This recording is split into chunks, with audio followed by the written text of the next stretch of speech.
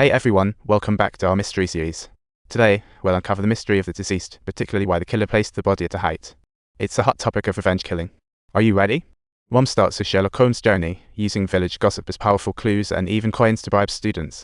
Just when she got a tiny bit of info from her son, she ends up in trouble at the prison. Facing Mom's gentle accusations, the fool isn't having any of it. The fool smirks, thinking, "It's not me." Meanwhile, Mom keeps on asking questions. This scene is just a bit hilarious.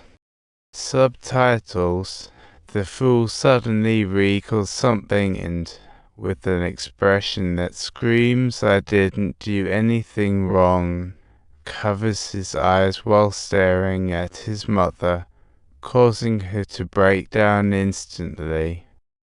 The fool disdainfully eyes Mom, thinking, "Stop, I can't take it." Nostalgia for Chen Feng's past.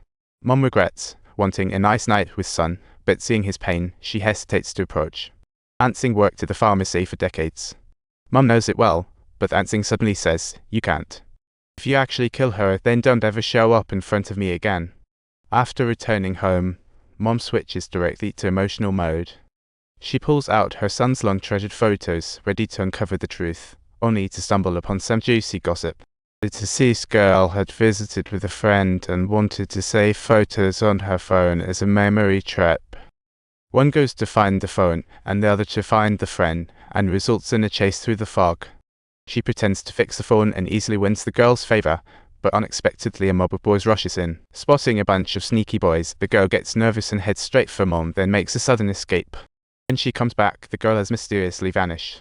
Mom searches for ages until she finally finds her surrounded by a group of boys with no way to seek help. Mom carefully approaches, ready to lend a helping hand. Seeing a big guy walk out, Mom immediately grabs a bottle, thinking it's time to showcase her bravery. The girl seizes the chance and bolts. The two boys sprint away in fear. Mom orders a chase. A huge pile of cash flies out, and big strong guy becomes Mom's trusty assistant. After the harvest, these boys finally behave. After a rampage, they settle down. The dead girl once held her life together. Just a few pounds of rice can buy a deal, and that rice was used for Grandma's winemaking. Each time the girl made a deal, she took a photo as a memento. Maybe these became her murder evidence. Just then, the fool wakes up, recalling the suspicious man he saw at the scene. That dark gaze sent shivers down his spine. Mom makes a night raid and finds the girl's home, spending $300 to get her phone. Each photo in the album's a secret deal. The fool browsed long, finally spotting the suspicious old man. As memories piece together, the killer surfaces, recalling that downpour and the old man collecting money. Following her memories, she arrives at Old Man Hearings. Stepping into the yard, she's greeted by mud. She pretends she's sent by the community to give the old man a health check. After a chat, the greasy smell in the house gives her chills. The old man appears utterly shocked, asserting that he has heart problems, yet he begins to recount what he witnessed that night, as if he's narrating a tale. "I was sitting on the bed with my rice when I unexpectedly saw her and felt something was off. To protect herself, she throws a stone, and the fool's reaction is downright hilarious. But the girl's emotions explode, and she blasts the fool, 'You're such an idiot. My heart, my heart.'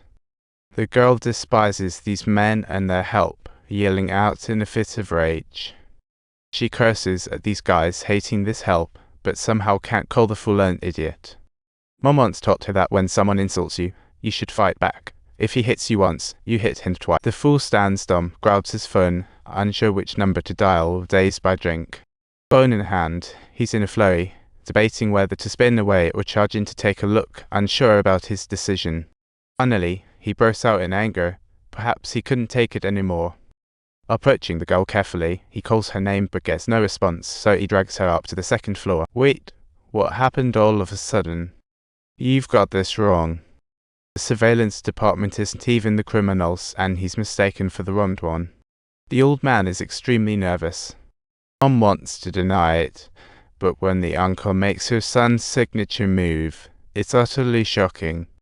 The old man wants to call the police, but right then, Mom's ready with the wrench. What a dramatic moment. After hanging up the phone, Mom jumps onto the old man and angrily exclaims, "You scoundrel. This guy really can't do so many things." She stares blankly, utterly unresponsive for a moment. Hero's blood flows, surrounding with oily scents. Even the designs appear a bit ghostly and sinister.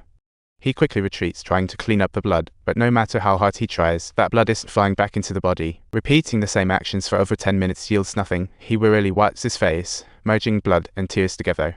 At this point, all he can do is cover up, and the room's filled with garbage seemingly prepping for today's feast. Timesel, the fire rages, shadows swirl, as he wipes his face again, a true masterpiece of conscience.